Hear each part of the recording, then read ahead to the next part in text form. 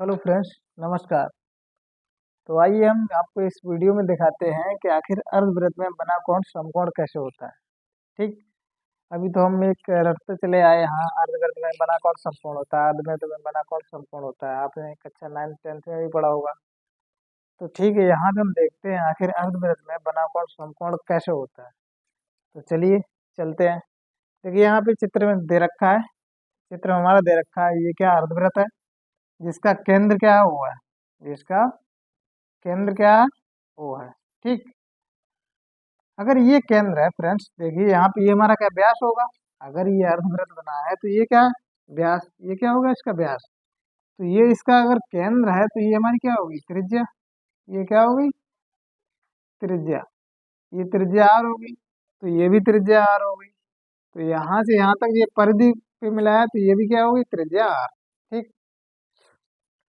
तो यहाँ से फ्रेंड देखिए हमने क्या मान लिया, हमने इसको मान लिया एंगल अल्फा। इसको क्या मान लिया, एंगल अल्फा। और इसको हम मान लेते हैं एंगल बीटा।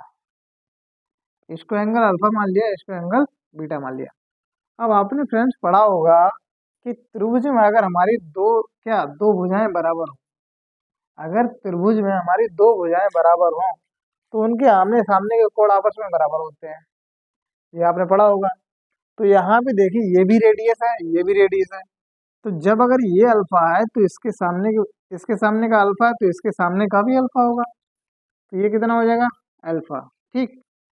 ऐसे ही ये रेडियस है, तो ये भी हमारी क्या है, रेडियस।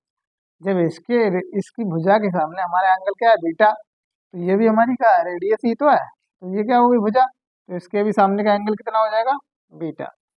तो यहाँ से देखिए ये एंगल हमारा कितना, अल्फा, ये बीटा, और ये वाला एंगल कितना हो गया, अल्फा प्लस बीटा। तो ये हमारा कौन सा त्रिभुज, त्रिभुज ए बी सी। कौन सा त्रिभुज, ए बी सी। तो त्रिभुज में हमारे क्या होता है, त्रिभुज के तीनों कोणों का योग कितना होता है, 180 अंश। ठीक। तो यहाँ से लिखेंगे क्या, त्रिभुज ए बी सी में, त्रिभुज ए बी सी में। तो त्रिभुज के तीनों कोणों का योग यानी कोण ए धन कोण बी और धन कोण सी बराबर कितना होता है, 180 अंश। ठीक। अब कोण ए कितना दे रखा है, अल्फा, प्लस बी कितना दे रखा है, बीटा, और प्लस सी कितना दे रखा है, अल्फा प्लस बीटा, बराबर कितना है, 180 डिग्री। ठीक है। तो यहाँ से देखिए ये कितना हो गया जाकर, 2 अल्फा प्लस बीटा। ये क्या होगा, 2 अल्फा प्लस बीटा बराबर 180। तो यहाँ से अब हम अल्फा और प्लस बीटा का मान निकालेंगे तो ये हो जाएगा 180 अंश बटे 2। तो अल्फा प्लस बीटा बराबर कितना हो जाएगा, 90 डिग्री। तो यहाँ से हमारा क्या निकल के आया, कोण सी, जो हमारा क्या बना है, अर्धवृत्त में। तो यही क्या हो गया जाकर, कोण सी बराबर कितना हो गया, 90 अंश। तो फ्रेंड्स हमने आपको यहाँ पे प्रूफ करके दिखा दिया आखिर अर्धवृत्त में बना कोण समकोण कैसे होता है।